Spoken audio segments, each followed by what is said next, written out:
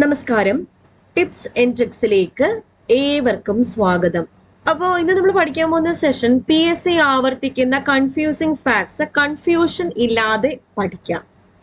PSC മിക്ക പരീക്ഷയ്ക്കും ഇനി പറയുന്ന ചോദ്യങ്ങളൊക്കെ ആവർത്തിക്കാറുണ്ട്. അത് കാണുമ്പോൾ നമുക്ക് കൺഫ്യൂഷനും തോന്നാറുണ്ട്. അപ്പോൾ അത് കൺഫ്യൂഷൻ ഇല്ലാതെ എങ്ങനെ പഠിക്കാം നമുക്ക് നോക്കാം. അപ്പോൾ സ്റ്റാർട്ട് ചെയ്യാം. അതിനു മുന്നേ നമ്മുടെ ചാനൽ ആദ്യമായിട്ട് ആരെങ്കിലും കാണുന്നുണ്ടെങ്കിൽ പ്ലീസ് ഒന്ന് സബ്സ്ക്രൈബ് ചെയ്തിരിക്കുക. വീഡിയോസ് ഒക്കെ ഇഷ്ടമാവുകയാണെങ്കിൽ ആ ലൈക്ക് ബട്ടൺ കൂടി ഒന്ന് ക്ലിക്ക് ചെയ്യാൻ മറക്കരുത്. പിന്നെ നമ്മുടെ ടെലഗ്രാം ചാനലുണ്ട്, അതുവഴിയാണ് ഞാൻ എല്ലാ അപ്ഡേറ്റുകളും കൊടുക്കുന്നത്. ടെലഗ്രാം ചാനൽ ജോയിൻ ചെയ്യാനുള്ള ലിങ്ക് ഫസ്റ്റ് കമന്റ് ആയിട്ട് ഞാൻ പിൻ ചെയ്ത് വെച്ചിട്ടുണ്ട്, ഒന്ന് കയറി ജോയിൻ ചെയ്തേക്കാം. പിന്നെ നമ്മുടെ ഇൻസ്റ്റാഗ്രാം പേജും കൂടി ഉണ്ട്, അത് ഫോളോ ചെയ്യാനുള്ള ലിങ്ക് ഡിസ്ക്രിപ്ഷൻ ബോക്സിൽ ഉണ്ടായിരിക്കും. ഓക്കെ, അപ്പൊ നമുക്ക് ക്ലാസ്സിലേക്ക് കടക്കാം.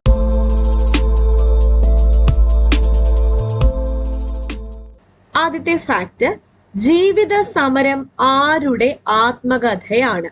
എപ്പോഴും ചോദിക്കാറുള്ള ചോദ്യമാണ്. ജീവിത സമരം എന്നത് സി കേശവന്റെ ആത്മകഥയാണ്. സി കേശവൻ, ഇദ്ദേഹമാണ് സി കേശവൻ. സി കേശവന്റെ ആത്മകഥയാണ് ജീവിത സമരം. എന്നാൽ ജീവിതം ഒരു സമരം ആരുടേതാണ്? ജീവിത സമരത്തിന്റെ ഇടയ്ക്ക് ഒരുവും കൂടെ കയറി വന്നു, അത് അക്കാമ ചെറിയാന്റേതാണ്. ഒരു അക്കാമ ചെറിയാൻ, അങ്ങനെ ഓർത്താൽ മതി. ഒരു അക്കാമ ചെറിയാന്റെ ആത്മകഥയാണ് ജീവിതം ഒരു സമരം. ഓക്കെ, ജീവിതം ഒരു സമരം അക്കാമ ചെറിയാൻ, ജീവിത സമരം സി കേശവൻ. അടുത്ത ഫാക്ട്, ഇന്ത്യയുടെ തെക്കേ അറ്റവും വടക്കേ അറ്റവും എപ്പോഴും ചോദിക്കാറുണ്ട്. തെക്കേ അറ്റം ഇന്ദിരാ പോയിന്റ് ആണ്. നമ്മളൊരു പോയിന്റിൽ നിന്നാണ് മുകളിലേക്ക് പോകുന്നത് അല്ലെ, ഒരു പോയിന്റിൽ നിന്നാണ് മുകളിലേക്ക് പോകുന്നത്. അപ്പോ ഇന്ത്യയുടെ തെക്കേ അറ്റം, താഴെ എന്ന് പറയുമ്പോൾ ഇന്ദിരാ പോയിന്റ്, മുകളിലുള്ള ആളെ നമ്മൾ കോൾ ചെയ്യും. മുകളിൽ നിൽക്കുന്ന ഒരാളെ നമ്മൾ എന്ത് ചെയ്യും? വിളിക്കും, കോൾ ചെയ്യും. അപ്പൊ വടക്കേ അറ്റം എന്താണ്? ഇന്ദിരാ കോൾ ആണ്. അപ്പൊ തെക്കേ അറ്റം ഇന്ദിരാ പോയിന്റ്, വടക്കേ അറ്റം ഇന്ദിരാ കോൾ ആണെന്ന് ഓർക്കുക. ഇനി കുറച്ച് വ്യവസ്ഥകളുണ്ട്, അത് നടപ്പിലാക്കിയത് ആരൊക്കെയാണ്? എപ്പോഴും ചോദിക്കാറുള്ളതാണ്. ദത്തവകാശം, ഡൽഹൌസി, രണ്ടും ദായാണ്. ദത്തവകാശ നിരോധന നിയമം, ഡോക്ട്രിൻ ഓഫ് ലാപ്സ്, നടപ്പാക്കിയത് ഡൽഹൌസി പ്രഭുവാണ്. സൈനിക സഹായ വ്യവസ്ഥ വെല്ലസ്ലി ആണ്. വെല്ലസ്ലി, സൈനിക സഹായ വ്യവസ്ഥ വെല്ലസ്ലി. ശാശ്വത ഭൂനികുതി വ്യവസ്ഥ കോൺവാലീസ് പ്രഭുവാണ് നടപ്പിലാക്കിയത്. അപ്പൊ ദത്തവകാശം ഡൽഹൌസി, സൈനിക സഹായ വ്യവസ്ഥ വെല്ലസ്ലി, ശാശ്വത ഭൂനികുതി വ്യവസ്ഥ കോൺവാലീസ് ആണെന്ന് ഓർക്കുക. അപ്പൊ ഈ സ്ലൈഡിൽ പറഞ്ഞത് ജീവിത സമരം സി കേശവന്റെ ആത്മകഥയാണ്. ജീവിതം ഒരു സമരമാണെങ്കിൽ അക്കാമ ചെറിയാൻ. ഇന്ത്യയുടെ തെക്കേ അറ്റം ഇന്ദിരാ പോയിന്റ്, വടക്കേ അറ്റം ഇന്ദിരാ കോൾ. ദത്തവകാശ നിരോധന നിയമം നടപ്പിലാക്കിയത് ഡൽഹൌസി, സൈനിക സഹായ വ്യവസ്ഥ നടപ്പിലാക്കിയത് വെല്ലസ്ലി പ്രഭു, ശാശ്വത ഭൂനികുതി വ്യവസ്ഥ നടപ്പിലാക്കിയത് കോൺവാലീസ് പ്രഭുവാണെന്ന് ഓർക്കുക. അടുത്ത ഫാക്ട്, ഇന്ത്യയുടെ ദേശീയ ഗീതം രചിച്ചത്, ദേശീയ ഗീതം എന്ന് പറയുന്നത് വന്ദേ മാതരമാണ്. അത് രചിച്ചത് ബങ്കിം ചന്ദ്ര ചാറ്റർജി. വന്ദേ മാതരം രചിച്ചത് ആരാണ്? ബങ്കിം ചന്ദ്ര ചാറ്റർജി ആണ്.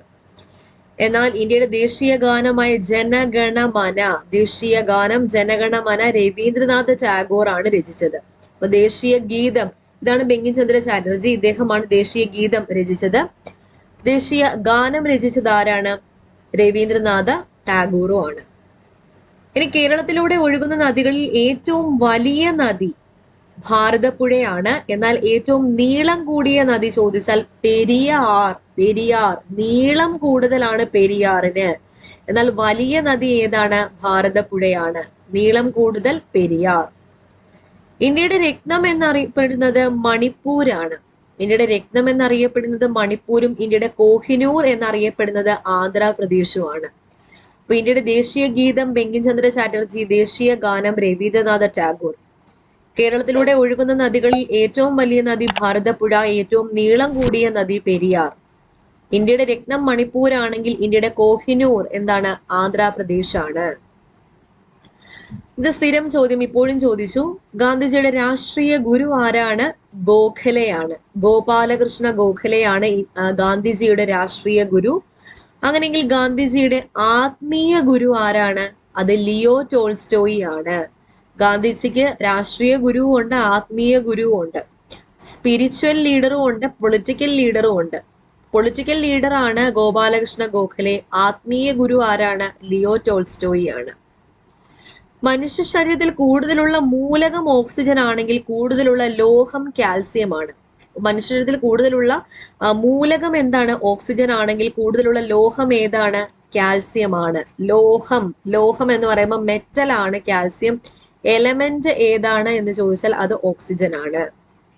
ദേശീയ യുവജന ദിനം ജനുവരി 12. അങ്ങനെയെങ്കിൽ ലോക യുവജന ദിനം എന്താണ്? ഓഗസ്റ്റ് 12. രണ്ടും 12 ആണ്, ജനുവരിയും ഓഗസ്റ്റും. അപ്പൊ ദേശീയ യുവജന ദിനം ജനുവരി 12 ആണെങ്കിൽ ലോക യുവജന ദിനം ഓഗസ്റ്റ് 12 ആണെന്ന് ഓർക്കുക. അടുത്ത ഫാക്ട്, INCയുടെ അധ്യക്ഷനായ ആദ്യ വ്യക്തി WC ബാനർജി. ആദ്യ വ്യക്തി WC ബാനർജി, ആദ്യ വിദേശി ജോർജ് യൂൾ, ആദ്യ മലയാളി സർ സി ശങ്കരൻ നായർ, ആദ്യ വനിത ആനി ബസന്റ്, ആദ്യ ഇന്ത്യൻ വനിത സരോജിനി നായിഡു. INCയുടെ അധ്യക്ഷനായ ആദ്യ വ്യക്തി WC ബാനർജി, ആദ്യ വിദേശി ജോർജ് യൂൾ, ആദ്യ മലയാളി ചേറ്റൂർ ശങ്കരൻ നായർ, ആദ്യ വനിത ആനി ബസന്റ്, ആദ്യ ഇന്ത്യൻ വനിത എപ്പോഴും ചോദിക്കാറുണ്ട്, അത് സരോജിനി നായിഡു ആണെന്ന് ഓർക്കുക. അടുത്ത ഫാക്ട്, 1924 സവർണജാഥ നയിച്ചത് മന്നത്ത് പത്മനാഭനാണ്. വൈക്കം സത്യാഗ്രഹത്തിന്റെ ഭാഗമായിട്ട് സവർണജാഥ നയിച്ചത് മന്നത്ത് പത്മനാഭൻ. അപ്പൊ മന്നത്ത് പത്മനാഭനെ പറ്റിയുള്ള എല്ലാ ഫാക്റ്റും നമ്മളൊരു വീഡിയോ ആയിട്ട് ചെയ്തിട്ടുണ്ട്. അത് കാണാത്തവരുണ്ടെങ്കിൽ പോയി കാണുക, നമ്മുടെ ചാനൽ നോക്കിയാൽ മതി. 1931 യാചനായാത്ര നടത്തിയത് ആരാണ്? അത് VT ഭട്ടതിരിപ്പാടാണ് യാചനായാത്ര നടത്തിയത്. 1936 പട്ടിണി ജാഥ നയിച്ചത് ആരാ? അത് AKG ആണ്, AK ഗോപാലൻ. 1924 സവർണ ജാഥ നയിച്ചത് മന്നത്ത് പത്മനാഭനാണെങ്കിൽ 1931 യാചനായാത്ര നടത്തിയത് VT ഭട്ടതിരിപ്പാടാണ്. 1936 പട്ടിണി ജാഥ നയിച്ചത് ആരാണ്? അത് AK ഗോപാലനാണെന്ന് ഓർക്കുക. ബംഗാൾ വിഭജനം നടപ്പാക്കിയത് കഴ്സൺ പ്രഭു ആണെങ്കിൽ ബംഗാൾ വിഭജനം റദ്ദ് ചെയ്തത് ഹാർഡിഞ്ച് പ്രഭു ആണ്. ബംഗാൾ വിഭജനം നടപ്പാക്കിയത് കഴ്സൺ പ്രഭു ആണെങ്കിൽ ബംഗാൾ വിഭജനം റദ്ദ് ചെയ്തത് ആരാണ്? ഹാർഡിഞ്ച് പ്രഭു. എപ്പോഴും ചോദിക്കാറുണ്ട്. അപ്പൊ ബംഗാൾ വിഭജനം നടപ്പിലാക്കിയത് കഴ്സൺ പ്രഭു, റദ്ദ് ചെയ്തത് ഹാർഡിഞ്ച് പ്രഭു. ദേശബന്ധു CR ദാസ്, അങ്ങനെയെങ്കിൽ ദീനബന്ധു CF ആൻഡ്രൂസ് ആണ്. ദേശബന്ധു CR ദാസ്, ദീനബന്ധു CF ആൻഡ്രൂസ്. ഗാന്ധിജിയോടൊപ്പം ഉപ്പു സത്യാഗ്രഹത്തിൽ പങ്കെടുത്തവർ 78 പേർ. INCയുടെ ആദ്യ സമ്മേളനത്തിൽ പങ്കെടുത്തവർ 72 പേർ.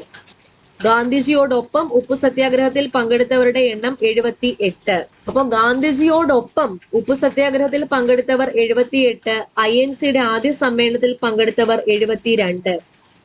വലിയ കപ്പിത്താൻ ആരാണ്? ഡച്ച് കപ്പിത്താനായ, ഡച്ച് സൈന്യാധിപനായ ഡിലനോയി ആണ് വലിയ കപ്പിത്താൻ എന്നറിയപ്പെടുന്നത്. അങ്ങനെയെങ്കിൽ വലിയ ദിവാൻജി എന്നറിയപ്പെടുന്നത് ആരാ?